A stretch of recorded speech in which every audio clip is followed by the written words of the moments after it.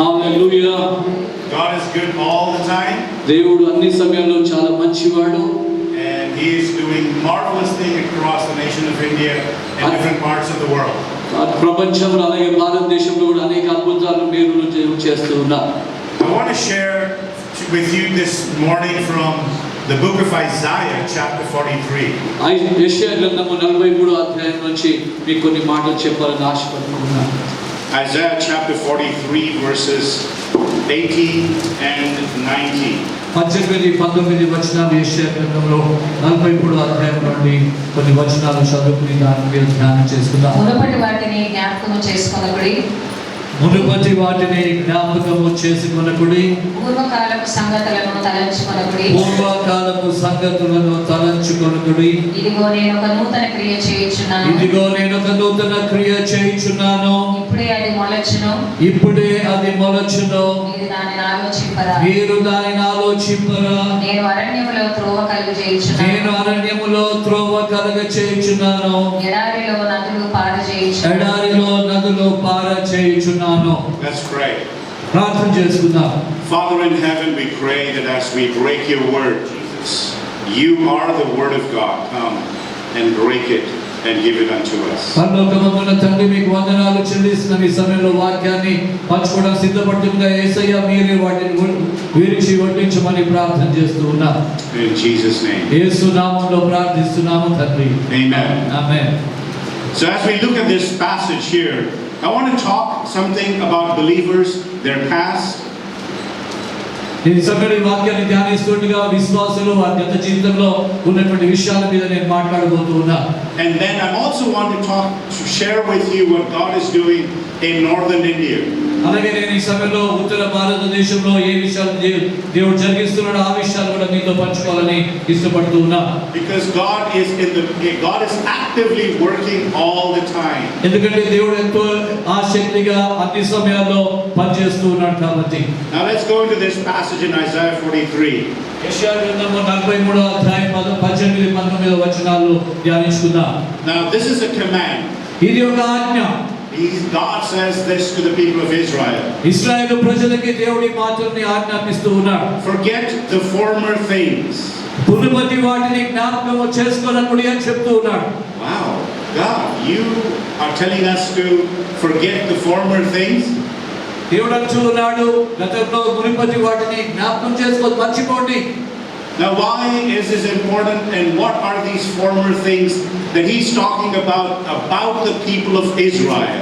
ఇశ్రాయేలు ప్రజల గురించి ప్రత్యేకంగా ఏంటి మునుపటి విషయాలు అనే విషయాన్ని ప్రత్యేకంగా దేవుడు ఆ సమయంలో మాట్లాడుతూ ఉన్నారు. So here God is talking about his faithfulness and his mercy in spite of Israel's unfaithfulness.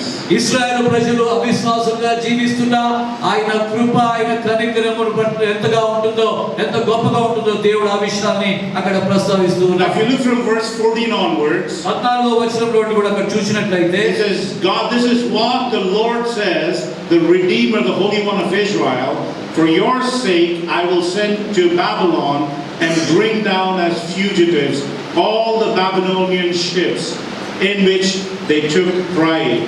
ఇశ్రాయేలు పరిశుద్ధ దేవుడును మీ విమోచకుడునైన యెహోవా ఇలాగూ సెలవిచ్చుచున్నాడు, మీ నిమిత్తము నేను బబులోను పంపితిని, నేను వారినందరినీ పారిపోవునట్లు చేసేదను, వారికి అతిశయాస్పదములకు ఓడలతో కల్దీలను పడవేసేదను. So what is going on here? ఏం జరుగుతుంది ఇక్కడ ఆ సమయంలో? God is reminiscing, and he's going to start talking about something that took place in the past.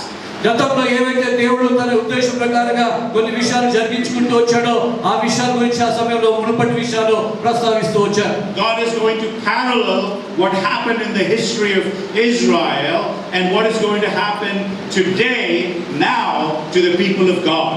ఇశ్రాయేలు ప్రజలకి గతంలో ఏం జరిగింది అని మాట్లాడుతూ ఇప్పుడు ఏం జరగబోతుందో కూడా ఆ విషయాన్ని దేవుడు ఎంతో క్షుణ్ణంగా ఎంతో విశదీకరించి మాట్లాడటం మనం అక్కడ చూస్తున్నాం. But this is how God talks about himself. దేవుడు తన గురించి స్వయంగా తానే మాట్లాడుకుంటూ ఉన్నాడు. He says, I am your redeemer.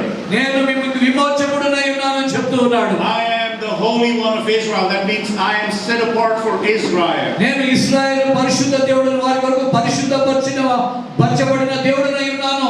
I am Israel's creator. నేను ఇశ్రాయేలుని సృష్టించిన దేవుడను. I am the king of Israel. నేను ఇశ్రాయేలు ప్రజలకు రాజునై ఉన్నాను.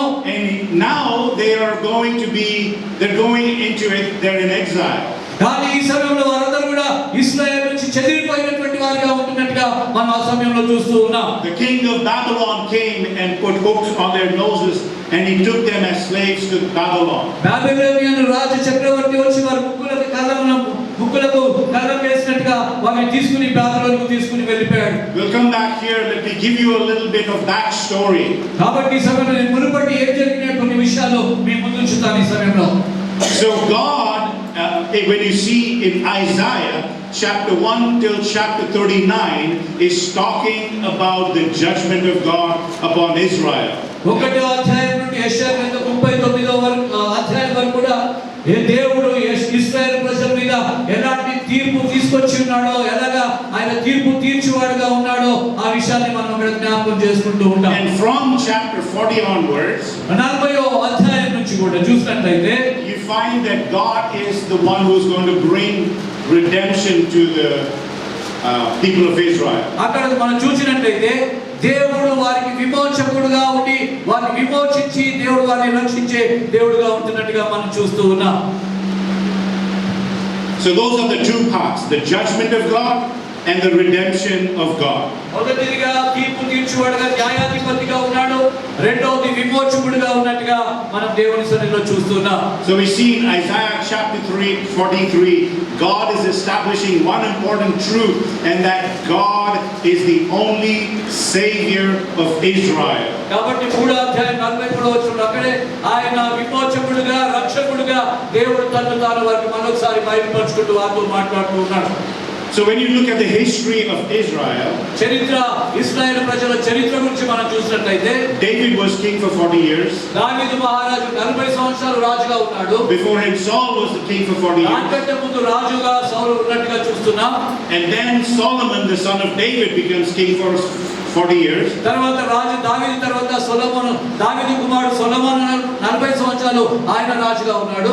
After Solomon, his son Rehoboam, ఆయన కుమారుడు తర్వాత సొలొమోను కుమారుడైన రెహోబోము రాజుగా ఉన్నాడు. he starts putting more and more tax on the people. అందరు ప్రజల మీద పన్నుల భారం, ఇంకా ఎక్కువ పన్నుల భారం వారి మీద మోపుతూ వచ్చాడు రెహోబోము. And so God raises Jeroboam. కాబట్టి దేవుడు అక్కడ యెరొబామును లేవనెత్తుతాడు. And so the 12 tribes are divided in two parts. కాబట్టి అక్కడ 12 గోత్రాల వారు రెండు భాగాలుగా విభజించబడినట్టుగా చూస్తాం. The 11 tribes become the northern kingdom. ఉత్తర రాజ్యంగా అక్కడ 10 గోత్రాల వారు ఉంటారు. And the one tribe is Judah that becomes the southern kingdom. So 11 tribes and one tribe. 11 గోత్రముల వారు ఒక రాజ్యంగా, యూదా గోత్రం వారు ఇంకొక రాజ్యంగా అక్కడ మనం చూస్తూ ఉంటాం. రెండు రాజ్యాలుగా అక్కడ విభాగించబడినట్టుగా మనం చూస్తాం. So when you hear the word Israel, that is the northern kingdom of Israel. ఎప్పుడైతే ఇశ్రాయేలు 11 tribes. ఎప్పుడైతే ఇశ్రాయేలు గురించి మనం వింటున్నామో ఆ 11 గోత్రాల గురించి మనం మాట్లాడుతూ ఉన్నాం. They are the northern kingdom. వాళ్ళు ఉత్తర రాజ్యం అయి ఉంటున్నారు. Uttar Pradesh. ఉత్తర రాజ్యం, ఉత్తరప్రదేశ్ లాగా ఉత్తర రాజ్యం అయి ఉంటున్నారు. Right? And then the southern kingdom is Judah. దక్షిణ రాజ్యం చూసినట్లయితే యూదా రాజ్యాన్ని మనం చూస్తున్నాం. One tribe. ఒక గోత్రపు వారు ఆ రాజ్యంలో ఉన్నారు. And so the people of Israel, the northern kingdom, is taken away ఆ ఉత్తర రాజ్యాన్ని తీసుకుని వెళ్ళిపోయారు. by the Assyrian kingdom. Syria రాజు వచ్చారు. Assyria. అసిరియా రాజు వచ్చి ఆ రాజ్యాన్ని ఆయన పట్టుకొని పోయాడు. And they never came back. వాళ్ళు ఎప్పుడు కూడా ఇంకా మళ్ళీ తిరిగి రాలేదు. After several years, చాలా సంవత్సరాల తర్వాత the southern kingdom was taken into exile by the Babylonian king Nebuchadnezzar. బబులోను చక్రవర్తి నెబుకద్నెజర్ వచ్చి ఆ యొక్క దక్షిణ రాజ్యాన్ని ఆయన చెరపట్టుకొని పోయాడు. So you find Daniel, Shadrach, Meshach and Abednego. దానియేలు, షడ్రక్, మేషక్, అబేద్నెగోలు వారు అదే రాజ్యానికి కొనిపోబడ్డారు. You find the story of Esther in the exile. ఆ యొక్క వీళ్ళందరూ చెదరగొట్టబడిన సమయంలో ఎస్తేరు కూడా అదే రాజ్యానికి చెందినటువంటి ఆ బిడ్డ ఆవిడ కూడా. You find Nehemiah's story in that exile. అదే యొక్క చెదిరిపోయిన దాంట్లో నెహెమ్యా గురించి కూడా అదే ప్రస్తావన, ఆయన గురించి కూడా ఆ రాజ్యంలోనే ప్రస్తావన తీసుకు తీసుకొచ్చుకుంటూ ఉన్నాం. You find the story of Ezra in that exile period. ఆ చెదిరిపోయినటువంటి ఆ యొక్క సమయంలోనే ఈ యొక్క ఎజ్రా, నెహెమ్యా వీరందరి విషయాలు కూడా అక్కడ ప్రస్తావన వస్తూ So ఉన్నాయి. the exile of going away, being taken away to Babylon, is like a wilderness experience for the people of Judah. ఈ యూదా ప్రజలకి ఇది చెదిరిపోయినటువంటి వారిని చూస్తే ఒక ఎడారి అనుభవం లాంటి వారిని తీసుకుని వెళ్తున్నాడు దేవుడు. Now we come back to Isaiah 43. ఇప్పుడు మనం తిరిగి యెషయా గ్రంథం 43వ అధ్యాయానికి మనం వద్దాం. Verse 16. 16వ వచనానికి మనం వద్దాం. అక్కడ సముద్రములో త్రోవ కలుగ చేయవాడును, వడిగల జలములలో మార్గము కలుగ చేయవాడును, రథమును గుర్రమును సేనను శూరులను నడిపించు వాడును నాకు యెహోవా ఇలాగు సెలవిచ్చుచున్నాడు. వారందరూ ఏకముగా పండుకొని లేవకయుతురు, వారు లయమై జనపనార వలె ఆరిపోయిరి. Wow. So this is what God is reminding the people of Israel about the history of Israel. ఈ విషయాలన్నీ ఇశ్రాయేలు ప్రజలకి దేవుడు గత కాలంలో చరిత్రను కూడా అక్కడ ప్రస్తావిస్తూ వారికి జ్ఞాపకం చేస్తూ ఉన్నాడు. So both of them are in a difficult situation. ఇద్దరు కూడా చాలా ఇబ్బందికరమైన పరిస్థితుల్లో ఉన్నారు అక్కడ. The people of Israel came out of Egypt. ఈ ఐగుప్తులో నుండి ఇశ్రాయేలు ప్రజలు బయటకు రావడం చూసాం. And then they're about to go and the Red Sea is in front of them. వాళ్ళు ఐగుప్తు నుండి బయటకు వచ్చారు, నడుస్తూ ఉంటే ఎర్ర సముద్రం అడ్డుగా వచ్చింది. And behind them was the army of the Egyptians. వెనక పక్కన చూస్తే ఐగుప్తు గొప్ప మహా సైన్యము వారి వెనకాల వస్తూ ఉంది. And so they don't know what to do. ఏం చేయాలో తెలియనటువంటి పరిస్థితుల మధ్యలో ఇశ్రాయేలు ప్రజలు ఎర్ర సముద్రము వెనక ఐగుప్తు సైన్యము మధ్యలో వారి నుంచి ఉండిపోయారు. Now many of us experience difficulties in our lives. చాలా మంది అనేక ఇబ్బందులు ఇరుకులు జీవితంలో అనుదినం అనుభవిస్తూనే ఉంటారు. How many of us never have any problems in our lives? మన జీవితంలో ఎప్పుడు ఏ సమస్య లేదు అనుకునేవారు అంటే ఆ చేతులెత్తని సమస్య లేదు అనుకునేవారు. Everybody who has problems some way in the past or present, raise your hands. ఎవరికైనా గత కాలంలో కానీ ఇప్పుడు కానీ మన ఇరుకులు ఇబ్బందులు ఉంటే మీరు దయచేసి మీ చేతులు ఎత్తండి. ఏమైనా ఉన్నాయా సమస్యలు? Yes. ఉన్నాయా? ఏం లేవా? If you've never experienced any problems, ఎప్పుడు సమస్యలు అనుభవించలేదా మిగిలిన వాళ్ళు ఎవరు కూడా? in the future you will experience problems. అట్లాంటి వాళ్ళు రాబోయే దినాల్లో చాలా అనుభవించబోతున్నారు. Right? So every one of us experience troubles, trials and problems in our lives. చాలా మంది సమస్యలు ఇరుకులు ఇబ్బందులు అన్ని కూడా అనుభవిస్తూనే ఉంటాం మన అనుదిన జీవితంలో. Sometimes you don't know if you will get past this struggle or this challenge. కొన్నిసార్లు మనం ఆ యొక్క ఇబ్బందులు ఆ యొక్క అనేక ఒత్తిడులు ఇవన్నీ కూడా అధిగమించి బయటికి రాగలుగుతాం అనేది కూడా మనకు తెలియదు. You know, you could have a health challenge. కొన్నిసార్లు ఆరోగ్యపరమైన సమస్యలు ఉండొచ్చు. It could be a financial challenge. ఆర్థికపరమైనటువంటి సవాలు ఉండొచ్చు. It could be for those who are going to school, it could be something related with your studies. చదువుకునేటువంటి విద్యార్థులకు చదువుకునేటువంటి విషయంలో కొన్ని సవాలు పరిస్థితులు ఉండొచ్చు. It could be about your job. ఒకసారి ఉద్యోగ పరిస్థితుల్లో కొన్ని సవాలు ఎదుర్కోవచ్చు. It could be hard co-workers at your workplace. It could be about co-workers.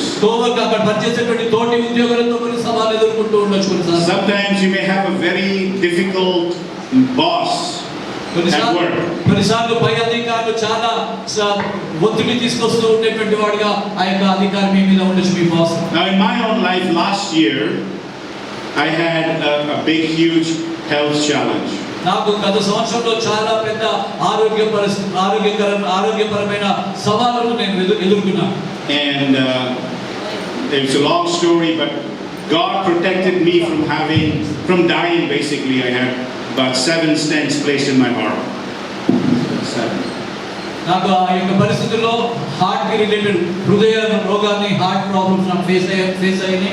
అయితే 7 స్టంట్స్ నేను నా పరిస్థితుల్లో డాక్టర్స్ నాకు వేయడం జరిగింది. We don't know about the future tomorrow, about our lives. రేపు భవిష్యత్తు ఏం జరగబోతుంది రేపు అనేటువంటిది మన చేతిలో లేదు.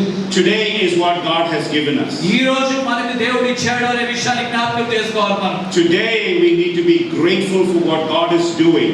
దేవుడు ఏదైతే మన జీవితంలో చేస్తూ ఉన్నాడో ఇప్పటి వరకు దానిని బట్టి దేవునికి ఎంతో కృతజ్ఞత కలిగి మనం ఉండాలి. We may be here tomorrow, we may not be here tomorrow. ఈ రోజు మనం ఇక్కడ ఉండొచ్చు, రేపు ఉండలేకపోవచ్చు కూడా.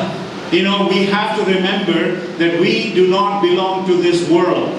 ఒకటి మాత్రం తప్పకుండా జ్ఞాపకం చేసుకోవాలి, మనం ఈ భూలోకానికి సంబంధించిన వారమైతే కానే కాదు అనే విషయాన్ని జ్ఞాపకం The చేసుకోవాలి. Bible also says we have come naked into this world and naked will we go. అందుకే వాక్యం సెలవిస్తుంది, దిగంబరిగానే ఈ లోకానికి వచ్చాను, దిగంబరిగానే ఈ లోకాన్ని విడిచి వెళ్ళిపోవాలి. There should be one thing that we are all the time thinking about, and that is our Lord Jesus. ప్రతి సమయంలో అన్ని సమయాల్లో కూడా ఒకటే జ్ఞాపకం చేసుకోవాలి, మన దేవుడు రక్షకుడు అయిన యేసుక్రీస్తు ప్రభువుని మాత్రమే జ్ఞాపకం చేసుకోవాలి. All the money you earn, all your bank balance, all your properties, everything we leave behind and go for someone else. అన్ని సంపాదించేస్తాం, అన్ని బ్యాంకుల్లో విస్తారమైన డబ్బులు ఉంటాయి, అనేక ప్రాపర్టీ అనేక ఆస్తులు అన్ని కూడా ఉంటాయి, కానీ ఒకటి మాత్రం జ్ఞాపకం చేసుకోవాలి, అన్ని విడిచిపెట్టే వెళ్ళిపోవాలి. We don't take anything with us. మనతో పాటు ఏమీ తీసుకుని వెళ్ళము. Now, I'm not saying you should not earn money. నేనేం మీరు సంపాదించుకోవద్దని నేను చెప్పట్లేదు. I'm not saying you should not buy or build houses. నేను కొనుక్కోవద్దు, ఇల్లు కట్టుకోవద్దని నేను ఆ విషయం ప్రస్తావించట్లేదు. But do remember what Jesus said in the last days.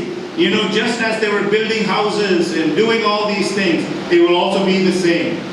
అంత్య దినాల్లో దేవుడు చెప్పింది ఏంటంటే అనేక పరిస్థితులు మీరు చూస్తూ ఉంటారు, ఇల్లు కట్టుకుంటారు, పెళ్లిళ్ళు చేసుకుంటారు, ఇవన్నీ జరుగుతున్నాయి. ఇలాంటి సమయంలో ఆ అంత్యకాలం సమీపించిందని మాత్రం జ్ఞాపకం చేసుకోండి. When you face the Red Sea and you don't know what's going to happen today, or are you going to cross this problem, you have to trust in God. ఒకటి గుర్తుపెట్టుకోవాలి, ఎర్ర సముద్రం మన ముందు వచ్చింది, ఇది దాటుతామో లేదో మనకు తెలియని పరిస్థితులు ఉన్నప్పుడు విశ్వాసంలో దేవుని దగ్గర నమ్మకంగా మాత్రం ఉండాలి. My son Phineas is here. నా కుమారుడు ఫినిస్ ఉన్నాడు ఇక్కడ. And my wife wanted to be here, but she's not feeling well. నా భార్య కూడా ఇక్కడికి రావాలనుకుంది, తను కూడా రాలేకపోయింది. So 3 of us are waiting at the airport. మేము ముగ్గురం కూడా ఎయిర్పోర్ట్ దగ్గర ఎదురు చూస్తూ ఉన్నాము. To catch a flight to come to North India to do a ministry with women, young people and pastors. ఉత్తర భారతదేశంలో స్త్రీలు, పురుషులు, పాస్టర్స్ తోటి పరిచర్య సేవ చేయడానికి మేము ఉత్తర భారతదేశానికి రావడానికి ఎయిర్పోర్ట్ లో ఆగి ఉన్నాం. On our way to the airport, మేము ఎయిర్పోర్ట్ కి వచ్చే మార్గంలో they said your flight is delayed by 1 hour. విమానం 1 గంట ఆలస్యంగా ఉంది అని వారు తెలియపరిచారు. By the time we reached the airport, they said your flight is delayed by another 45 minutes. ఇంకా మేము ఎయిర్పోర్ట్ కి వెళ్ళాక ఇంకొక 45 నిమిషాలు ఆలస్యం అని చెప్పారు. So we will miss our ongoing flight. కాబట్టి మేము మిస్ అవబోతున్నాం ఆ ఫ్లైట్ ని. So we have to fly from North Carolina to Miami, Florida, and then to Doha and then Delhi. North Carolina, north Kerala నుంచి ఫ్లోరిడా, దోహా and Delhi. ఢిల్లీకి రావాలి. అలాగే So from North Carolina, a flight would not make it. By the time the flight to Doha would be gone from Florida. North Kerala నుంచి మేము బయలుదేరి అంత late గా ప్రయాణం చేస్తే దోహాలో మేము ఎక్కవలసినటువంటి విమానం ముందే వెళ్ళిపోయి ఉంటుంది, అక్కడ మిస్ అయిపోతాం. So immediately I get a text message. నేను ఇమ్మీడియట్ గా ఒక మెసేజ్ పంపించాను. నాకు ఒక మెసేజ్ వచ్చింది. And it said, sorry, your flight is delayed. We are booking your flight to go tomorrow. కాబట్టి ఈ రోజు డిలే అయిపోయిన ఫ్లైట్ మేము సారీ ఏం చేయలేము, మీరు ఎయిర్పోర్ట్ లో టికెట్ రేపటికి మరుసటి దినానికి వాయిదా వేసి మరుసటి దినం మీ ప్రయాణానికి ticket సిద్ధపరుస్తున్నాం. So one of our friends came to drop us at the airport. ఒక స్నేహితుడు మమ్మల్ని ఎయిర్పోర్ట్ దగ్గర డ్రాప్ చేయడానికి వచ్చాడు. And he was on his way back. ఆయన తిరిగి వెళ్ళిపోబోతున్నాడు. And I called him. ఆయనకి ఫోన్ చేశాను నేను. I said, brother, please, you may have to turn back and come and pick us up. ఆయనకి ఫోన్ కూడా చేసి చెప్పాను, బ్రదర్ ప్లీజ్ ఆ ఫ్లైట్ ఇది క్యాన్సిల్ అయింది, దయచేసి ఒకవేళ మీరు మమ్మల్ని వచ్చి మళ్ళీ తిరిగి మీరు తీసుకెళ్లాల్సినటువంటి పరిస్థితి మా ముందు ఉందని ఫోన్ చేశారు. So he pulled over somewhere and he's waiting for us for over an hour. కాబట్టి ఆయన ఆగి మా కోసం తిరిగి వచ్చి 1 గంట సేపు మా కోసం వెయిట్ చేస్తూ ఉన్నాడు. And then the agent, the ticket agent, looked at me and he said, let me try to find another way to go. And it took about an hour and a half. ఆ టికెట్లు book చేసే agent అక్కడ అన్నాడు, మమ్మల్ని చూసి కొద్దిగా ఆగండి sir, నేను ట్రై చేస్తాను, వేరే ఏమైనా అవకాశాలు ఉంటాయేమో అని 1 గంటన్నర అక్కడ ఆయన తీసుకున్నాడు. Now if we get delayed, ఒకవేళ మేము ఆలస్యం అయిపోతే we'll miss our flights from Delhi to Gaya. Delhi నుంచి దయాగా వెళ్ళేటువంటి విమానాలు కూడా ఆలస్యం అయితే మేము మిస్ అయిపోతాం.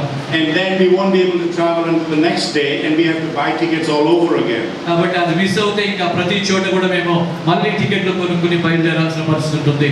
So Grace is praying. My wife is praying. నా భార్య గ్రేస్ గారు ప్రార్థన చేస్తూ ఉన్నారు. This is a difficult situation. ఇది చాలా ఇబ్బందికరమైనటువంటి పరిస్థితుల్లో మేము ఉన్నాం. We're going to run a women's conference in Bihar, and they had about 500 women there. అక్కడ 500 మంది స్త్రీలు కూడుకుని ఉత్తర భారతదేశంలో ఒక కూడికకు మేము అక్కడ అటెండ్ అవ్వాల్సిన పరిస్థితుల్లో ఇవన్నీ జరుగుతూ ఉన్నాయి అక్కడ. And so finally the agent gets us a ticket to go to London, and then from London to Doha, and then we would catch the same flight from Doha to Delhi. కాబట్టి అక్కడ నుంచి agent చెప్పాడు ఢిల్లీ, అక్కడ నుంచి Carolina నుంచి London నుంచి మళ్ళీ ఢిల్లీ నుంచి దోహాకు వచ్చి దోహాలో మళ్ళీ ఫ్లైట్ బుక్ ఎక్కడానికి వీలుగా ఉంటుందని చెప్పి ఆయన చెప్పినందుకు That very night he got us a flight. అదే రోజు రాత్రి ఆయన టికెట్ మాకు ఏర్పాటు చేసి Hallelujah. Hallelujah. When we face difficult circumstances, కొన్ని ఇబ్బందికరమైన పరిస్థితులు మనం ఎదుర్కొంటూ ఉన్నప్పుడు, when we face the Red Sea, ఒక ఎర్ర సముద్రం మన ముందున్నప్పుడు, whether our problem is small or big, మన సమస్య చిన్నదైనా పెద్దదైనా, God wants to intervene in that situation. దేవుడు ఆ పరిస్థితుల మధ్యలో ఆయన జోక్యం చేసుకోవాలి అని ఆశపడుతూ ఉంటాడు. He wants to show his power. ఆయన గడియలో ఆయన ఉన్నారని ఆయన నిర్ధారించాలని ఆయన నిరూపించుకోవాలని ఆశపడుతూ ఉంటాడు. No one likes problems. ఎవరు సమస్యలు రావాలని ఇష్టపడరు, కోరుకోరు. No one likes to face the Red Sea. ఎవరు కూడా ఎర్ర సముద్రం ముందు నిలబడాలని అనుకోరు. And your enemies behind you. నీ శత్రువులు వెనకాల ఉన్నప్పుడు We want to get more and more anxious and perplexed. We want to worry all the time. అనేకమైనటువంటి పరిస్థితుల మధ్యలో, అనేకమైనటువంటి ఒత్తిళ్ల మధ్యలో మనం ఉంటూ ఉన్నప్పుడు We want to worry. ఇవన్నీ కూడా సమస్యలు ఉన్నప్పుడు ఎంతో ఇబ్బందులు పడుతూ ఉంటాం. But God wants to make a way where there seems to be no way. కాబట్టి మార్గములు లేని సమయంలో దేవుడు మార్గాన్ని కలిగించగలిగిన దేవుడుగా ఉండాలని దేవుడు ఆశపడుతూ. But I also think when you want to do what God wants you to do, Satan also doesn't want you to do that. ఏదైతే దేవుడు మనల్ని ఆయన బిడ్డలుగా ఉండి ఏదైతే మనం చేయాలనుకుంటున్నామో అది చేయకుండా ఉండటానికి సాతాను కూడా వాడి ప్రయత్నం వాడు చేస్తూనే ఉంటాడు. When Jesus was born, he tried to kill him. ఎప్పుడైతే యేసు ప్రభు పుట్టాడో యేసు ప్రభుని సైతం చంపాలని అనుకుంటూ ఉన్నాడు. Satan is trying to work all the time and hinder the work of God. కాబట్టి ఇశ్రాయేలు ప్రజల విషయంలో కూడా సాతాను అలాగే పనిచేస్తూ దేవుడు వాక్యాన్ని దేవుడి నుంచి వారిని దూరం చేసుకుంటూ వస్తానికి ప్రయత్నం చేశాడు. So we reach London, and then it's a long story, but they cannot find our flight from Doha to Delhi.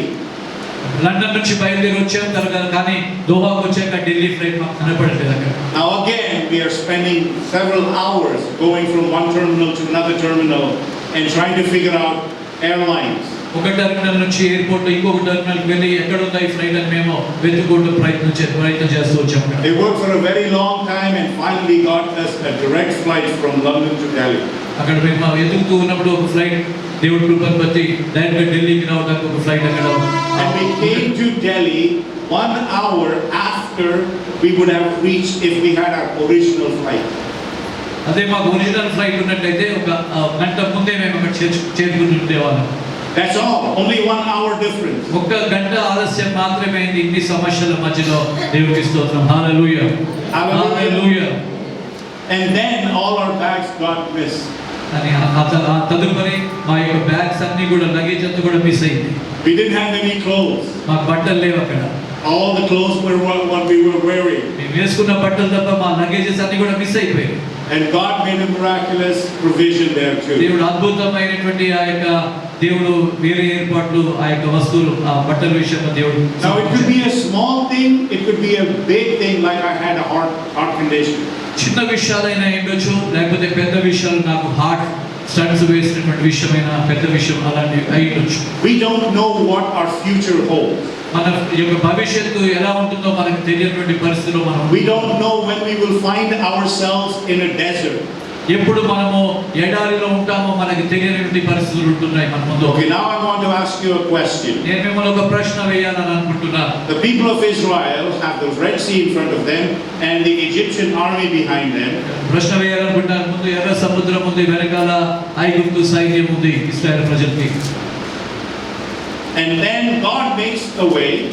ఆ తదుపరి దేవుడు ఒక మార్గాన్ని ఏర్పాటు చేస్తాడు. They go to the other side of the sea. ఆ సముద్రము మరి యొక్క వైపుకి దేవుడు వారిని తీసుకుని వెళ్తాడు. And then they're singing and dancing and praising God. దాటిన తర్వాత వారు పాడుతూ ఉత్సాహంతో దేవుని గణపరుస్తూ వారు అక్కడ చక్కగా ఆనందించడం మనం చూస్తాం. Now my question for you is this: నా ప్రశ్న మీకు ఏమైందంటే, which is easier, to praise God before God gives the solution to the problem, or to praise God after you get the solution to the problem? సమస్య రాకముందు దేవుణ్ణి స్తుతిస్తూ ఆనందించడం మంచిదా, లేకపోతే సమస్యలు దాటి వచ్చిన తర్వాత దేవుణ్ణి స్తుతించుదాంలే అని అనుకుంటూ అలాంటి పరిస్థితులు వస్తే స్తుతిద్దాం అనుకుంటూ ఉండటం మంచిదా? ఏది మంచిది? Now should the people of Israel worship God before they cross the Red Sea or after they cross the Red Sea? Which is more greater? ఇశ్రాయేలు ప్రజలు ముందు దేవుణ్ణి స్తుతించి ఉంటే చాలా గొప్పగా ఉండేదా, లేకపోతే దాటిన తర్వాత స్తుతించారు కదా అది గొప్పగా ఉందా మీ దృష్టిలో? To worship God after you cross the Red Sea is not a big deal. ఎర్ర సముద్రం దాటిన తర్వాత దేవుణ్ణి ఆరాధించడం అది పెద్ద విషయం ఏం కాదు. But to worship God when nothing has happened yet and your problem is still there, that is greatness, because that shows that you have faith in God who's going to do a miracle for you. సమస్య అయిపోయిన తర్వాత ప్రతి ఒక్కరు సంతోషపడేటువంటిది జనరల్గా మనం చూసేటువంటి సాధారణమైన విషయమే. కానీ సమస్య ఉన్నప్పుడే దేవుణ్ణి ఆరాధిస్తూ ఉండేటువంటి ప్రవర్తన ఏదైతే ఉంటుందో అది చూసినప్పుడు దేవుడు వారి విశ్వాస పరిమాణాన్ని, వారికి ఇంకా ఉన్నతమైన విశ్వాసానికి నడిపిస్తాడన్న విశ్వాసం వ్యక్తపరచడానికి ఒక విశ్వాసానికి ఉండేటువంటి గొప్ప అవకాశంగా అది మనం చూడాలి. It's easy to worship God after God gives you the solution to your problem.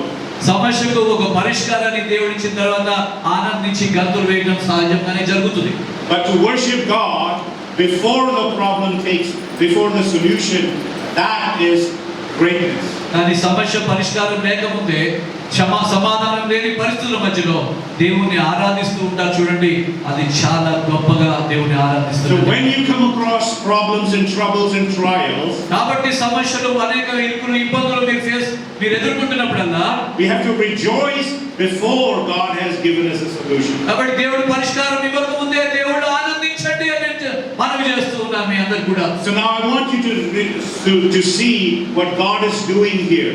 కాబట్టి దేవుడు ఇక్కడ ఏం చేస్తున్నాడు ఇశ్రాయేలు ప్రజల విషయంలో మనం చదువుకున్న వాక్య భాగంలో మనం వద్దాం. In verse 14 he's saying, I am your redeemer and I am the holy one of Israel. నేను విమోచకుడును ఇశ్రాయేలు ప్రజలకి పరిశుద్ధుడైన దేవుడును అని చెప్తూ ఉన్నాడు అక్కడ యెషయా గ్రంథము 43:14 వచనంలో. And for 15 he says, I am Israel's creator and I am your king. నేనే సృష్టికర్తను మీకు రాజునై ఉన్నానని చెప్తూ ఉన్నాడు అక్కడ 15వ వచనంకి వచ్చేటప్పటికి. So he says, I will redeem you. Say that with me. నాతో పాటు చెప్పండి, నేను మిమ్మల్ని విమోచిస్తాను. నేను దేవుడు మనల్ని విమోచించడానికి ఉన్నప్పుడు దేవుడు నన్ను విమోచిస్తాడు అని చెప్పాలి. I don't see. గట్టిగా చెప్పాలి, మెల్లిగా చెప్తున్నారు. Maybe, right? ఒకవేళ అయితే దేవుడు విమోచించొచ్చానంటే I want you to say with all your strength. You don't have to feel ashamed about God being your redeemer. You should be excited. దేవుని గురించి భయపడుతున్నావు, దిగులు పడుతున్నావు, ఏమి నిస్సత్తుగానే మాట్లాడటం కాదు. దేవుడు ఉన్నాడు, తప్పకుండా ఆయన మనల్ని విమోచించాడని గొప్ప సంతోషంతో గొప్ప శబ్దంతో దేవుడు నా విమోచకుడు అని చెప్పగలగాలి. Yeah, let's do that one more time. దేవుడు నా విమోచకుడు. Hallelujah. Hallelujah. The second thing he says, I am your creator. నేను సృష్టికర్తైనటువంటి దేవుడను. Yeah, you also say that now. I am your, God is my creator. దేవుడు నా సృష్టికర్త. You can only hear from the ladies over here. ఇక్కడ పురుషులు చెప్పండి, మగవాళ్ళ voice వినాలనుకుంటున్నారు దయచేసి. Let's try that one more time. దేవుడు నా సృష్టికర్త. Hallelujah. Hallelujah. What is the first one? మొదటి విషయం ఏంటి? నా విమోచకుడు. That's great. If you don't talk, give me some feedback. I want to speak. మీరు మీరు మాట్లాడుతూ మీరు ఆన్సర్ చేస్తూ ఉంటే జవాబులు నేను మంచిగా పడుకోవచ్చు ఇక్కడ. Okay, But the more you're excited, the more I want to share. మీరు ఎక్కువ ఉత్సాహం చూపిస్తే నేను కూడా ఎక్కువ ఉత్సాహంతో దేవుని వాక్యాన్ని మీతో పంచుకోగలుగుతాను. The second thing he says, I am Israel's creator. ఇశ్రాయేలు సృష్టికర్తలని రెండవ మాట దేవుడు మాట్లాడుతూ ఉన్నాడు. And the third thing he says, I am your king. ఇంకో మూడో విషయం ఏంటంటే నేను మీకు రాజునై ఉన్నాను అని Say చెప్తున్నాడు. that with us. God is my king. దేవుడు నాకు రాజు అయి ఉంటున్నాడు. నా రాజు, దేవుడు నా రాజు. So let's try the three things that God declares here. మూడు విషయాలు మనం రాసుకుందాం, రిపీట్ చేద్దాం, మరొకసారి చెప్తాం. మూడు విషయాలు. What is one? మొదటి విషయం ఏంటి? Amen. Second, రెండవది. మూడవది. so when he says I'm your redeemer, that means if you're in a problem, he can deliver you. విమోచకుడు అన్నప్పుడు ఎలాంటి పరిస్థితుల్లో మనకున్నా దేవుడు మనల్ని విమోచిస్తాడు. దేవునికి స్తోత్రం. హల్లెలూయా, హల్లెలూయా. As your creator, he can heal you. ఆయన ఒక సృష్టికర్తగా మనల్ని స్వస్థపరచగలుగుతాడు. He knows you more than you know yourself. నీకు దేవుడు, మనం దేవుడిలో ఏమైంటున్నామో మనం తెలుసుకున్నప్పుడు దేవుడు మన పట్ల గొప్ప కార్యాలు చేస్తాడు. Right? And the third thing he says, I am your king. ఆయన అంటున్నాడు మూడో విషయం, నేను మీకు రాజునై. It means he will provide for you. అంటే ఆయన మీకు అన్ని కూడా సమస్తాన్ని అనుగ్రహించగలుగుతాడు. He will protect you. మిమ్మల్ని కాపాడగలుగుతాడు. He will fight your battles. మీ పక్షంగా యుద్ధాలు చేయగలిగి జయాన్ని అనుగ్రహించగలిగిన దేవుడు. No weapon will stand against you. దేవుడు మనకు వ్యతిరేకంగా రూపించబడిన ఏ ఆయుధము వర్ధలేకుండా చేస్తాడు మన రాజు. So let's say this with each other. ఒకరితో ఒకరు చెప్పుకుందాం, పక్కన వారితో చెప్పండి.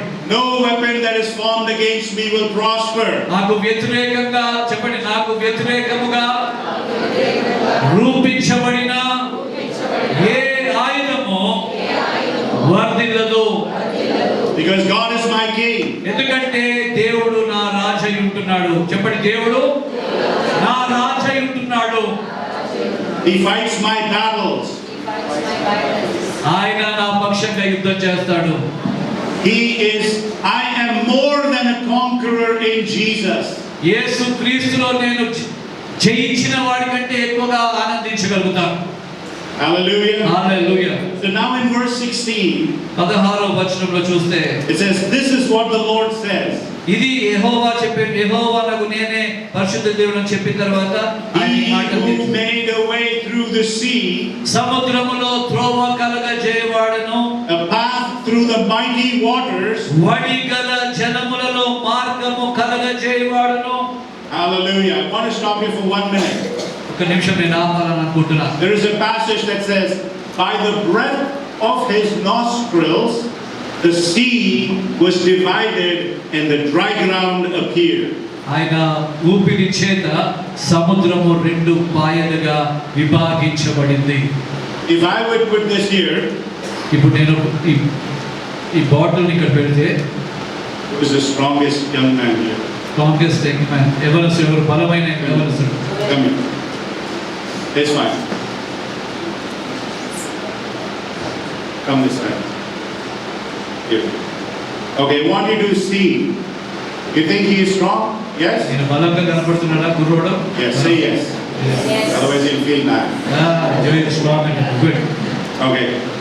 Now I want you to try to blow this with the breath of your nose. ముక్కులోంచి ఊదు ఆ బాటిల్ మీద గట్టిగా ఊదు. పడిపోవాలి. కొంచెం ట్రై చేయండి, దగ్గరికి వెళ్ళి ట్రై చేయండి. కొంచెం కొంచెం. What do you think is happening here? People try with your breath.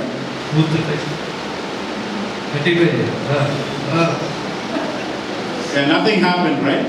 ఏం జరగట్లేదు. Thank you very much. కూర్చోండి. So now I have all snot on top of it. మీరంతా కూడా గాలిలో చూసి అన్ని కూడా బాటిల్ మీద ఉన్నాయి. Okay, so it says that the nostril, the breath of God's nostril, he did this. ముక్కులోంచి ఆయన గాలిని ఊదినప్పుడు సముద్రం అంట రెండుగా విభాగించబడింది. The breath of God caused the sea to part. ఆయన ముక్కులోంచి గాలి వదిలితే అంత సముద్రము విభాగించే అంత గొప్ప ప్రెషర్తో దాని మీద ఆ శక్తిని దేవుడు కలిగి ఉన్నాడు. The breath of God is very powerful. అది చాలా శక్తివంతంగా కనపడుతుంది మనకు అక్కడ. But God has given the same breath to you and me. దేవుడు అదే శక్తిని యొక్క ఊపిరిలో మనకు కూడా ఉంచి ఉన్నాడనే విషయాన్ని జ్ఞాపకం And చేస్తున్నాడు. when we come across our Red Seas with the breath that He has given us and His breath, He can part the sea so we can walk through our problems. కాబట్టి సమస్యలు వచ్చినప్పుడు ఎర్ర సముద్రం ముందు మనం నిలబడినప్పుడు మనం కూడా ఇక గాలిని వదులుతూ ఉన్నప్పుడు దేవుడు కూడా తన సహాయం చేస్తూ అది విభాగించబడినటువంటి స్థితిలో సమస్యలను మనము ఆ సమస్యలకు పరిష్కారాన్ని పొందుకోగలుగుతాం. So now think about it. The waters have parted. చూడండి, నీరు రెండు భాగాలుగా విభజింపబడ్డాయి.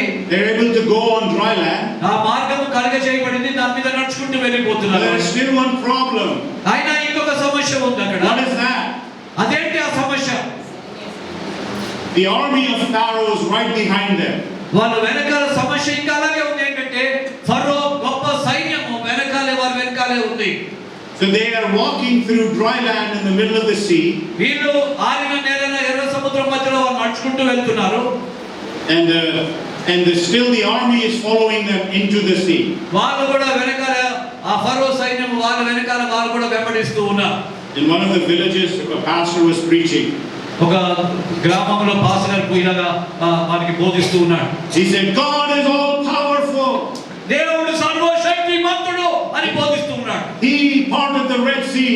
ఆయన ఎర్ర సముద్రాన్ని పాయలుగా చేశాడు. He made the people of God walk through the dry land. ఆయన దేవుని ప్రజలు ఆరిన నేలను నడిపించాడు. There was an atheist sitting in the back. Atheist. ఒక ఎథీయిస్టుడు అక్కడ వెనకాల కూర్చుని ఉన్నాడు ఆ సమయంలో. He said, Pastor, పాస్టర్ గారు, I have a small problem. నాకు చిన్న సమస్య ఉంది. He says, according to archaeology, the place where the people of Israel walked was only knee-deep water. అయితే శాస్త్రజ్ఞులు కనుక్కుంది ఏంటంటే ఎర్ర సముద్రం ఎక్కడైతే ఇశ్రాయేలు ప్రజలు నడుచుకుంటూ వెళ్ళారో మోకాల లోతు నీళ్లు మాత్రమే ఉన్నాయని ఆ ఎథీయిస్టుడు ఆ దేవుని విరోధిగా మాట్లాడేటువంటి ఒక వ్యక్తి అక్కడ ఉన్నాడు. దేవుడు అంటే నమ్మనటువంటి వాడు. Now this pastor didn't know what to say. ఆయన ఏం చెప్పాలో సంఘ కాపరికి అర్థం కాల. He started praying in his heart. ఆయన హృదయంలో ప్రార్థన చేసుకుంటున్నాడు. ఏం చెప్పాలి? Lord Jesus, help me. అప్పుడు యేసయ్యా సహాయం చేయి ప్రార్థన చేసుకుంటున్నాడు. ఏం చెప్పాలని? Suddenly he starts shouting, Hallelujah, Hallelujah, Hallelujah. అని అరవడం మొదలు పెట్టాడు. హల్లెలూయా, హల్లెలూయా, హల్లెలూయా అని పాస్టర్ గారు అరవడం మొదలు పెట్టాడు. So everybody's wondering, what is this? అందరూ ఆశ్చర్యం కలుగుతుంది, ఏంటి పాస్టర్ గారు ఇలా హల్లెలూయా హల్లెలూయా అంటున్నాడు అని. So then the pastor says, praise the Lord, God drowned Pharaoh and all his chariots in knee-deep water. హల్లెలూయా అంటూ పాస్టర్ గారు మళ్ళీ తర్వాత దేవునికి స్తోత్రం, దేవునికి స్తోత్రం, స్తోత్రం అంటున్నాడు. ఎందుకు అడుగుతున్నాడని అడిగితే వెనకాల ఉన్న ఫరో సైన్యాన్ని దేవుడు ముంచేశాడని చెప్తున్నాడు ఆయన. In knee-deep water. knee-deep water లో మోకాళ్ళలోతు నీళ్ళలో దేవుడు ముంచేశాడు అని ప్రార్థన చేస్తున్నాడు అక్కడ. You can, regardless of whether you walk through deep waters or knee-deep water, still God won the victory. కాబట్టి మోకాళ్ళ లోతు నీళ్ళ ఎక్కువ లోతుగా ఉన్న నీళ్ళ అనేటువంటి ప్రస్తావన కాదు, కానీ ఆరిన నేలలో ఇశ్రాయేలు ప్రజలు నడిచారు. So what does God do? He moves from in front of them, being the pillar of fire, to be causing darkness behind the people of Israel, and all the people, all the chariots and the horses and the horsemen die because they're drowned, and their chariots are still in the bottom of the ocean. కాబట్టి ఎర్ర సముద్రంలో ఆరిన నేలన అగ్ని స్తంభంగా ఉండి వారిని నడిపించుకుంటూ వెళ్ళాడు. వెనకాల మేఘ స్తంభం వారికి అడ్డుగా వచ్చింది, నడిపించింది.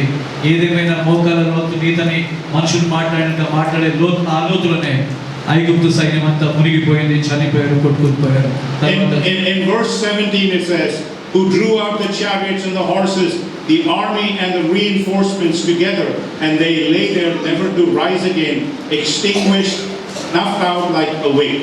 కాబట్టి వడిగల జలములలో మార్గము కలగజేయవాడు, రథమును గుర్రమును సేనను శూరులను నడిపించువాడు నాకు యెహోవా ఇలాగూ సెలవిచ్చుచున్నాడు. వారందరూ ఏకముగా పట్టుకుని లేవక యుందురు, వారు లయమై జనుపనారు వలె ఆరిపోయిరి. Hallelujah. హల్లెలూయా. Now see verse 18. 18వ వచనం ఇప్పుడు చూడండి. Now he says, forget the former things. కాబట్టి మునుపటి వాటిని మర్చిపో, జ్ఞాపకం చేసుకోవద్దు. Wow, God, what is this? ఏంటి ప్రభువా మునుపటి వాటిని జ్ఞాపకం చేసుకోవద్దు అని చెప్తున్నావు? He's just talking to them about one of the greatest miracles in the Old Testament. పాత నిబంధనలో జరిగిన ఒక గొప్ప అద్భుతంని వారితో మాట్లాడుతూ ఉన్నాడు. And he says, forget the former things. అట్లాంటివన్నీ మర్చిపోండి, జ్ఞాపకం చేసుకోవద్దని ఎందుకు చెప్తున్నాడు? And then he says, do not dwell on the past. పూర్వకాలపు సంగతులను తలంచుకొనుడి అని చెప్తున్నాడు అక్కడ. So remember when God took the people of Israel through the Red Sea. చూడండి, ఇశ్రాయేల్ ప్రజల్ని ఎర్ర సముద్రంలో గుండా దేవుడు తీసుకెళ్ళినప్పుడు, and he wants to tell them that he can make a way through the difficult problems they come across.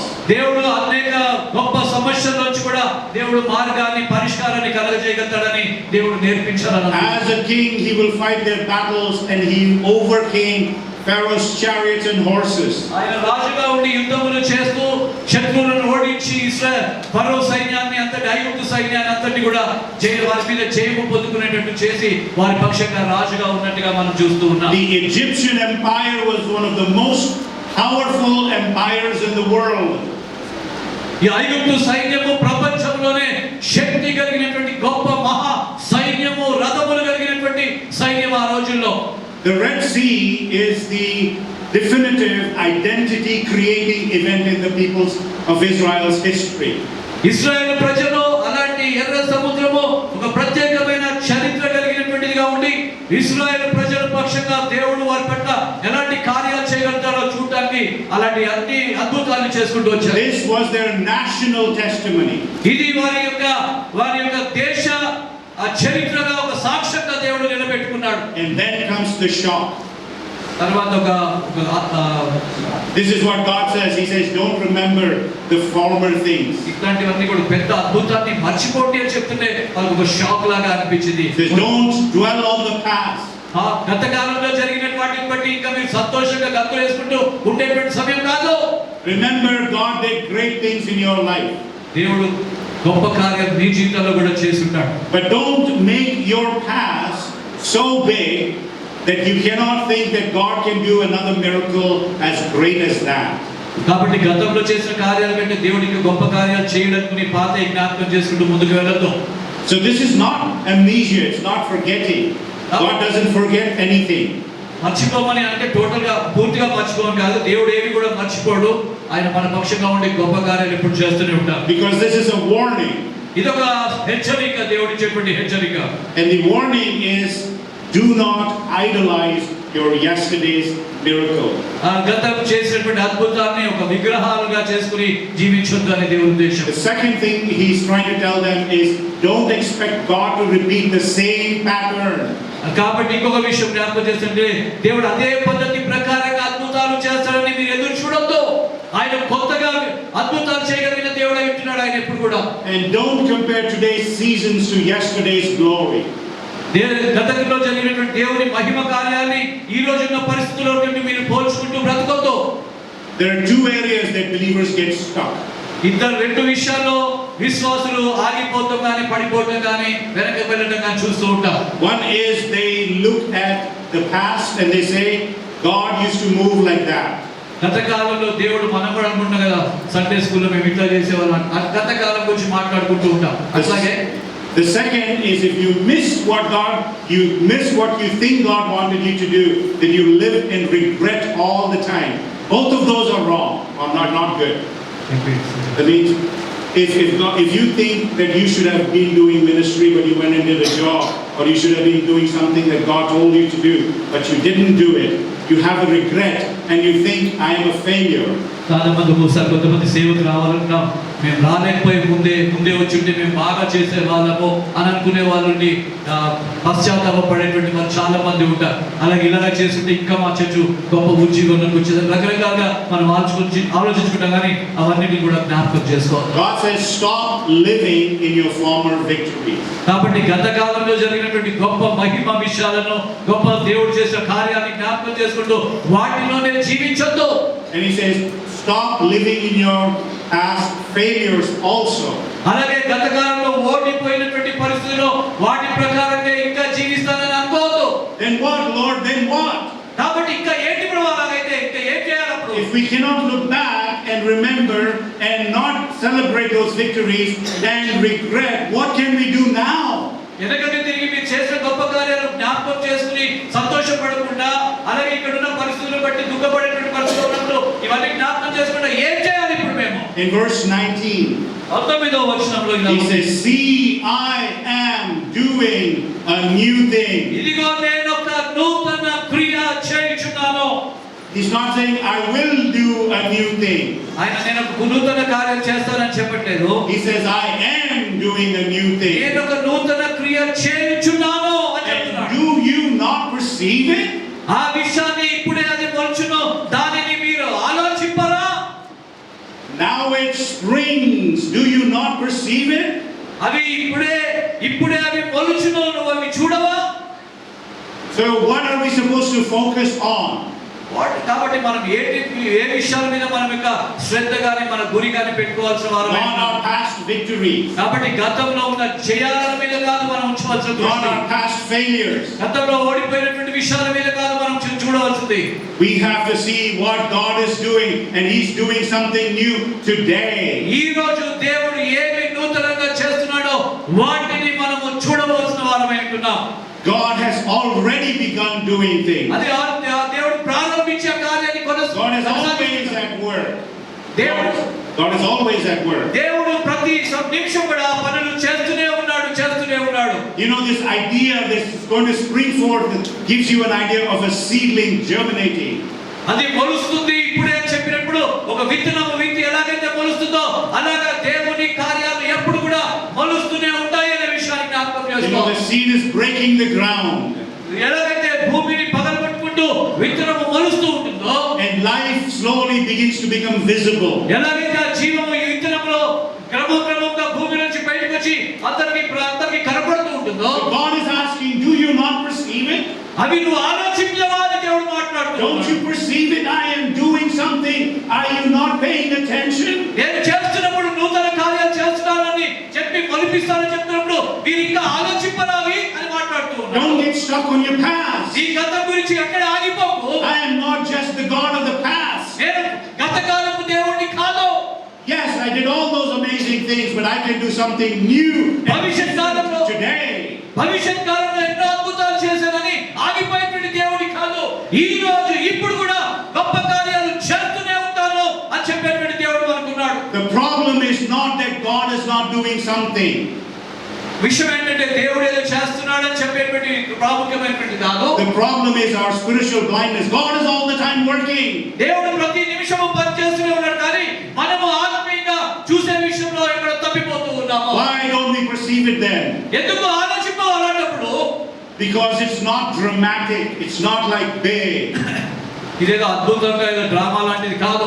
ఇది చాలా పెద్దది దేవుడి విషయం. No, it's not. We don't perceive it because it's small. ఎందుకంటే మనం అది పొందుకోలేకపోతున్నాం అంటే చాలా చిన్నగా మనం ఆలోచిస్తున్నాం, అది చిన్నగా చూస్తున్నాం కాబట్టి. It does not look like the past miracle. గత కాలంలో జరిగినటువంటి అద్భుతాలుగా ఉండవు, గొప్పగా ఉండవు. It's different. చాలా వ్యత్యాసం వేరేగా ఉంటుంది. దేవుడు చేసేవి కూడా అప్పుడు చేసినట్టుగానే ఉంటాయని అనుకోవద్దు. We want God to do what He did in the past today. ఆ గత కాలంలో చేసినటువంటి విధంగానే దేవుడు ఈ రోజు కూడా చేయాలని మనం అనుకుంటూ ఉంటాము. But it's different. కానీ అది దేవుడి ఉద్దేశాలు వేరేగా ఉంటాయి, జ్ఞాపకం చేసుకోవాలి. We cannot judge the present by our past. మనము ఈ రోజు విషయాన్ని గత కాలంతో పోల్చి చూసుకుని మనం తీర్పు తీర్చుకోలేము. It starts off small. అది చిన్నగానే ప్రారంభించబడుతుంది. God is in the wilderness. ఆయన ఎక్కడ ఎడారిలో అరణ్యములో దేవుడు వారితో పాటు ఉన్నట్టుగా. The first miracle was through the Red Sea. మొదటి అద్భుతం ఏంటంటే ఎర్ర సముద్రం నుంచి వెళ్ళటం. The second miracle is through a desert. రెండవ అద్భుతం ఏంటంటే ఎడారిలో అరణ్యములో నుంచి నడుచుకుంటూ వెళ్ళటం. It's the same God. అప్పుడు కూడా అదే దేవుడు ఉన్నాడు వారితో. There's different situations. One is a sea, one is a desert. ఒకసారి సముద్రము, ఒకసారి ఎడారి ఇక్కడ దేవుడు ఉంచాడు వాళ్ళ ముందు. The wilderness is a preparation. ఆ యొక్క ఎడారి అరణ్య మార్గం వారికి మంచిగా సిద్ధపరిచేటువంటి సమయం అది. It forms us. It's a process of formation. అక్కడ దేవుడు ఒక గర్భంలో శిశువు ఎలాగైతే తయారు చేయబడతాడో అరణ్యం అన్ని మార్గాల నుంచి ఇశ్రాయేల్ ప్రజల్ని దేవుడు వారిని చక్కగా తీర్చిదిద్దుతున్నాడు. The desert sets the stage for God to send rivers through the desert. ఆ యొక్క అరణ్యంలో ఎడారిలో అక్కడ దేవుడు ఎలాంటి పరిస్థితి తీసుకొచ్చాడంటే ఆ ఎడారిలో అరణ్యంలో జీవ జలములు ప్రవహించేటట్టుగా దేవుడు చేయగలిగాడు. The least expected thing in a desert is water. చాలా తక్కువగా దొరికేటువంటిది ఎడారిలో ఏంటంటే నీళ్లు దొరకవు. అక్కడ నీళ్లు చాలా కష్టంగా ఉంటాయి. So this is what it says in verse 19, second part. I am making a way in the desert and streams in the wasteland. నేను అరణ్య 19వ వచనం చివరి రెండు లైన్స్ లో నేను అరణ్యములో త్రోవ కలుగ చేయుచున్నాను, ఎడారిలో నదులు పార చేయుచున్నానని మాట్లాడుతూ ఉన్నాడు. 40 years ago, 40 సంవత్సరాల కిందట I sold everything I had నాకున్నవన్నీ కూడా నేను అమ్మేసుకున్నాను. and I got into a train. నేను ట్రైన్ లో ఎక్కాను. నేను went to Bihar బీహార్ ప్రాంతానికి వెళ్ళాను. because I wanted to share the gospel. నేను సువార్త పంచుకోవాలని ఆశపడ్డాను. I was 15-16 years old. నేను 15-16 సంవత్సరాల వయసు ఆ I సమయంలో took a small bag with a few clothes. కొన్ని చిన్న బ్యాగ్ లో కొన్ని దుస్తులు పెట్టుకుని నేను బయలుదేరాను. Found a friend that lived in Bihar.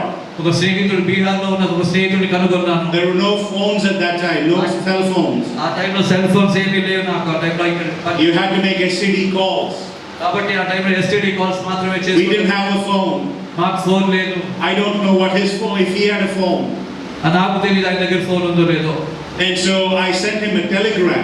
కాబట్టి టెలిగ్రామ్ పంపించాను. I went to my daddy and I said, I have to send a telegram. Daddy దగ్గరికి వెళ్ళి డాడీ ఒక టెలిగ్రామ్ పంపించానని చెప్పాను. So I wrote a message saying, I am coming to Bihar on so and so day.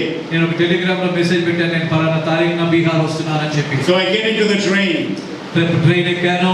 and I reach Bihar, and right when I go there is shoot-at-sight orders during that time.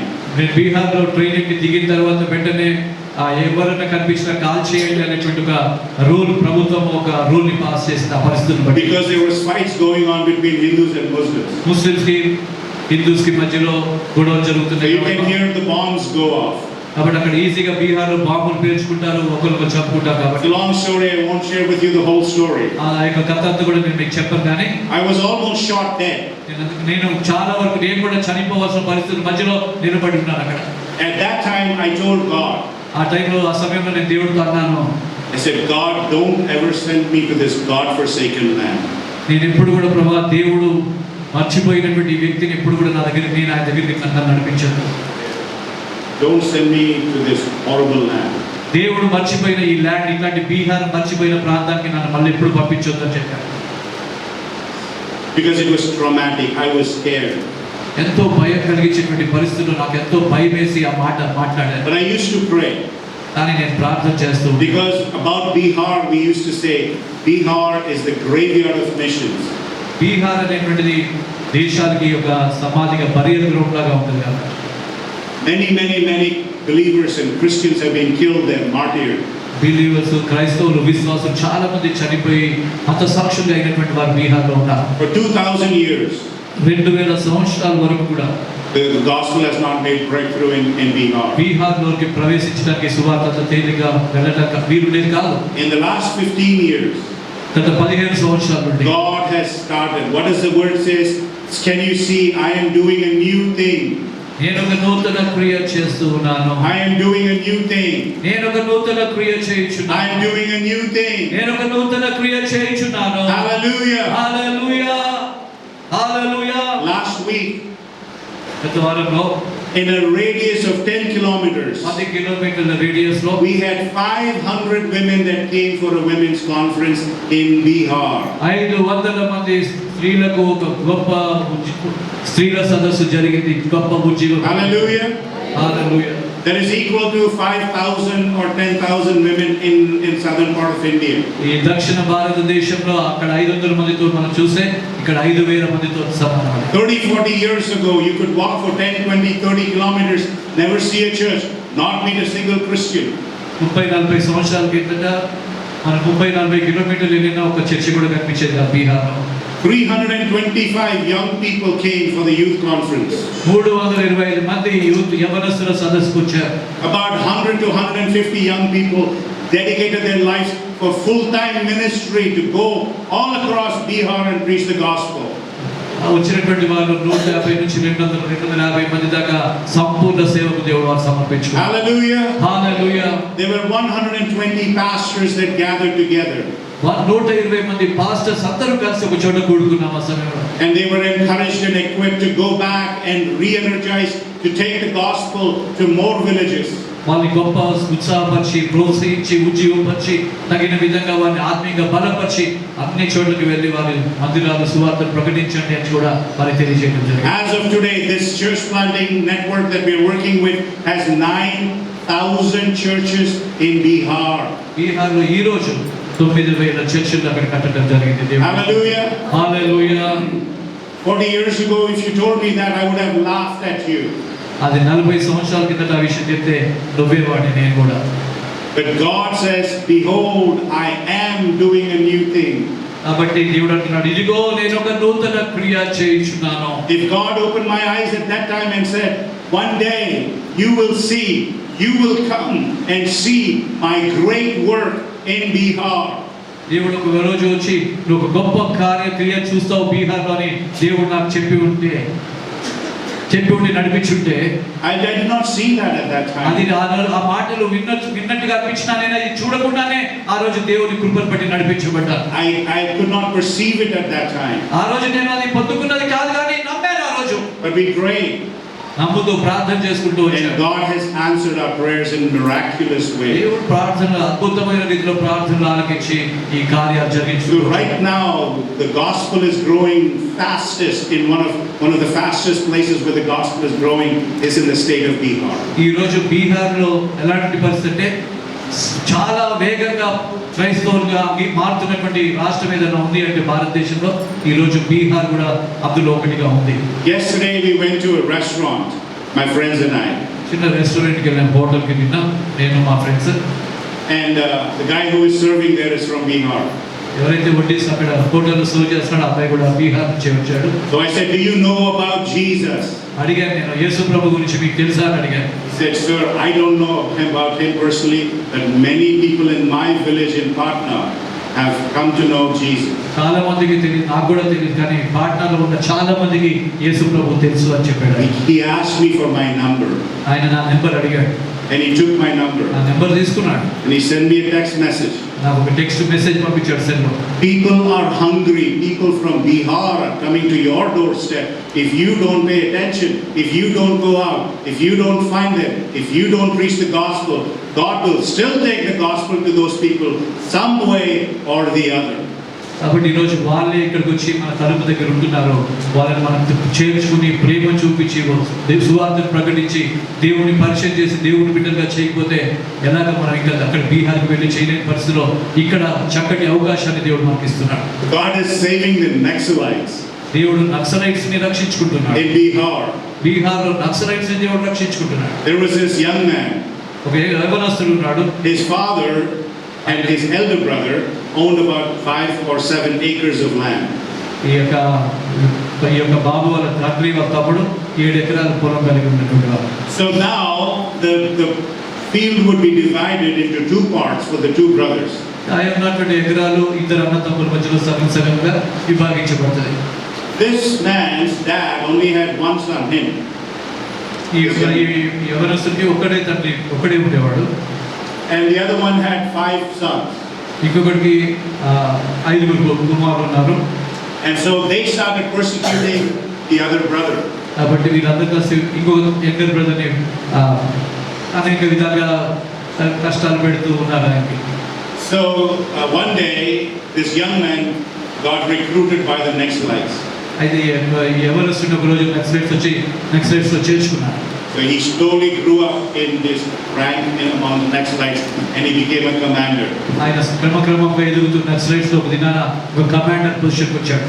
And then he took about 20-25 men to his father's elder brother's house with his sons, surrounded their house. ఈయన commander అయిన తర్వాత 25 మందిని తీసుకుని Naxalites ని వాళ్ళ తమ్ముడు దగ్గరికి వెళ్ళి ఆ చుట్టూ ఇల్లు మొత్తం He చుట్టేశారు. took all their guns. అందరు గన్నులతో పాటు వచ్చారు అక్కడికి. So he told his cousins and his father's elder brother, if you don't leave my property alone, I will shoot every one of you. వాళ్ళ డాడీ వాళ్ళ అన్నయ్య పెద్దనాన్నకి చెప్పాడు, ఈ ల్యాండ్ మాది, వదలకపోతే ఇక్కడే నిన్ను షూట్ చేసి చంపేస్తాను. Now count till 3. 3 కౌంట్ చేస్తాను. 1, 1, 2, 2. They all fell on their faces. వాళ్ళందరూ ముఖాల మీద వచ్చి కింద పడ్డారు. Said, please forgive us, we won't touch your land. మనం క్షమించు, మీ ల్యాండ్ ముట్టుకోమని చెప్పేశారు. And after that he went to his house to his mother and father. ఆ తర్వాత వాళ్ళ తల్లిదండ్రుల దగ్గరికి అబ్బాయి వెళ్ళాడు. And their his mom and dad said, why are you doing this? Any day you could face an encounter with the police and they can kill you. ఎందుకు ఇట్లాంటివి చేస్తున్నావు? ఏదో ఒక రోజు పోలీస్ ఎన్కౌంటర్లో ఎదుర్కొంటే నేను వాళ్ళు చంపేస్తారు కదా అని వాళ్ళ మమ్మీ డాడీ చెప్పారు అబ్బాయి. We want you to leave this. Please go away. కాబట్టి ఇది వదిలేసే మన కొడుకుని చెప్పి దయచేసి ఎన్నో వదిలేసుకుని బ్రతుకోమని చెప్పారు. So he ran away to Ludhiana. Ludhiana అనే ప్రాంతానికి వెళ్ళిపోయాడు అక్కడి నుంచి. And one night he gets a dream. ఒక రాత్రి ఒక కళ వస్తుంది ఆయన దర్శనం. And Jesus comes to him. ఆ యేసు ప్రభు ఆ యొక్క దర్శనంలో ఆయన దగ్గరికి వచ్చి, and then he wants to find the pastor. ఒక పాస్టర్ని కనుక్కోమని దేవుడు చెప్పినట్టుగా చూస్తాడు. So he goes. By the time he goes there, the pastor is gone. అక్కడికి వెళ్ళేటప్పటికి పాస్టర్ గారు కూడా అక్కడి నుంచి వెళ్ళిపోతారు. Second week the same thing. రెండో వారం కూడా అలాగే జరిగింది. Third week the same thing. మూడో వారం కూడా అలాగే జరిగింది. Fourth week he went the night before and he stayed and got the pastor and he shared the gospel and he gave his life to Jesus, got baptized. నాలుగో వారం కూడా వెళ్ళాడు. ఆ టైంలో పాస్టర్ గారు ఉన్నారు. జరిగిన విషయం అంతా చెప్పాడు. రక్షించబడ్డాడు, బ్యాప్టిజం తీసుకున్నాడు, దేవుని బిడ్డగా మార్చబడ్డాడు. దేవునికి స్తోత్రం. హల్లెలూయా, హల్లెలూయా. Then he came back to Bihar. మళ్ళీ తిరిగి బీహార్కి వచ్చాడు. And today he is fearlessly taking the gospel to villages where he was the Naxalite. ఎక్కడైతే నక్సలైట్ గా పనిచేశాడో, భయపెడుతూ ఉన్నాడో మనుషుల్ని, అక్కడికి భయం లేనటువంటి వాడిగా వెళ్ళి దేవుని సువార్తను ప్రకటిస్తూ ఉన్నాడు. His commander gave his life to Jesus. ఇలాగా కమాండర్ గా ఆయన ఉన్నటువంటి కమాండర్ కూడా దేవునికి తన జీవితాన్ని అప్పగించుకున్నాడు. About 300 to 500 Naxalites gave their lives to Jesus. 300 నుంచి 500 మందికి ఉన్నటువంటి ఆ నక్సలైట్స్ దేవునికి వారి జీవితాన్ని సమర్పించుకున్నారు. Behold, I am doing a new thing. Don't you perceive it? కాబట్టి నేను ఒక నూతన క్రియ చేయించున్నాను, మీరు దానిని ఆలోచింపరా అని దేవుడు మాట్లాడుతూ ఉన్నాడు. God is all the time working. దేవుడు ప్రతి సమయం కూడా పనిచేస్తూనే ఉన్నాడు. I don't want you to be busy about your life only. మీరు ఎప్పుడు మీ యొక్క జీవితాల గురించి బిజీగా ఉండటం కావాల్సింది. What does the word of God says in Matthew chapter 6 and verse 33? మత్తయి సువార్త 6వ అధ్యాయం 33వ వచనంలో ఏం చెప్తున్నాడు? Seek first. ముందుగా నా నీతిని, నా రాజ్యాన్ని ముందుగా. Seek first your house, your car, your Tesla, your whatever, right? ముందుగా కార్లు, ఇల్లులు, పొలాలు ఇవన్నీ చూసుకోండి అని చెప్తున్నాడు దేవుడు. Seek my righteousness and my kingdom above all else. అన్నిటికంటే ముందు నా నీతిని, నా రాజ్యాన్ని ముందుగా వెతకండి. A shaking is taking place. ఒక గొప్ప కదలిక మనం చూడగలుగుతాం. Many people are losing their jobs back in the United States. అమెరికాలో కూడా చాలా మంది వాళ్ళ ఉద్యోగాలు పోగొట్టుకుంటున్నారు. There are many people who have taken loans and they had these dreams and they're pursuing all of this, and all of a sudden, like a sand castle, everything has come down and now they're in a big problem. ఎన్నో కళలు కని వెళ్ళి చదువుకుని ఉద్యోగాలు చేసుకుందాము, ఒక మంచి భవిష్యత్తు కట్టుకుందాం అనుకున్న వాళ్ళ జీవితంలో వాళ్ళకి ఉద్యోగాలు పోయేటప్పటికి వాళ్ళ కళలన్నీ కూడా గాజు మేడలు కూలిపోతున్నట్టుగా వారు అలాంటి పరిస్థితి. It's happening here also. ఇక్కడ భారతదేశంలో కూడా అలాంటి పరిస్థితులు మనం చూస్తూ ఉన్నాం. I am not saying that you should not pursue a good career. I'm not saying that you should not get a good job. మంచి ఉద్యోగము, మంచి భవిష్యత్తు ఉండాలని కోరుకోవడం తప్పని నేను అనట్లేదు. But if that's all you are doing, then you've missed the point. అది మాత్రమే కావాలనుకుంటే మాత్రం మీరు ప్రాముఖ్యమైనటువంటి విషయం నుండి దూరంగా వెళ్ళిపోతున్నారనే విషయం మర్చిపోవాలి. I'll tell this story and then we'll close. నేను ఒక కథ చెప్పి నేను ముగించేస్తాను. Now Jesus says you don't light a lamp and put it under your bed or under the basket, but you put it up so that everybody can see the light. దీపము వెలిగించి కొంచెం కిందనో మంచం కిందనో పెట్టడం కదా, అది వెలిగించిన తర్వాత దీపస్తంభం మీద పెడతాం కదా, ఎందుకంటే అందరూ వెలుగు చూచినట్లుగా అని దేవుడు చెప్పిన ఉపమాన ప్రకారంగా. So what does that mean for us today? దాని యొక్క అర్థం ఏంటి మన జీవితాల్లో? The basket represents your work. Me basket అనేది ఆ బుట్ట మంచం కిందనో కొంచెం కింద అన్నది మీ యొక్క ఉద్యోగానికి పోలుస్తూ ఉంది. And your bed represents your comfort. మీ యొక్క బెడ్ ఏంటంటే ఆ మంచం అంటే ఏంటంటే సుఖ జీవితం గురించి, ఈ సుఖ జీవితంకి పోలుస్తూ ఉన్నటువంటి అర్థాన్ని ఇచ్చేటువంటి మాట. So what Jesus is saying in other words is, if you're only living to take care of your family and be comfortable, you have missed the point. Your light needs to shine. A city on a hill cannot be hidden. ఒకటే విషయం జ్ఞాపకం చేసుకుంటే, మీరు మీ కుటుంబం గురించి, మీ సుఖ సంతోషాల గురించి మాత్రమే ఆలోచిస్తే కొంచెం కింద మంచం కింద పెట్టబడిన దీపం లాగానే మీరు మీ కుటుంబం ఉంటుంది, కానీ అందరికీ దీవెనకరంగా ఉండాలని దేవుడు ఆశపడుతున్నాడు. God said, you are the light of the world. మీరు లోకానికి వెలుగై ఉంటున్నారని దేవుడు చెప్తున్నాడు. A city on a hill cannot be hidden. ఆ పట్టణం మీద పెట్టబడినటువంటి దీపం ఏది కూడా దాచిపెట్టలేదు, మరుగయించలేదు కదా. Hallelujah. Hallelujah. He wants you to be bold. ఆయన మిమ్మల్ని ధైర్యంగా ఉండాలని దేవుడు Like ఆశపడుతున్నాడు. Daniel, Shadrach, Meshach and Abednego. ఎలాగైతే షడ్రక్ మేషక్ అబేద్నెగో లాగా దేవుడు మిమ్మల్ని ధైర్యంగా ఉండేటట్టు దేవుడు చేయాలని ఆశపడుతూ ఉన్నాడు. God told Joshua, be bold and courageous.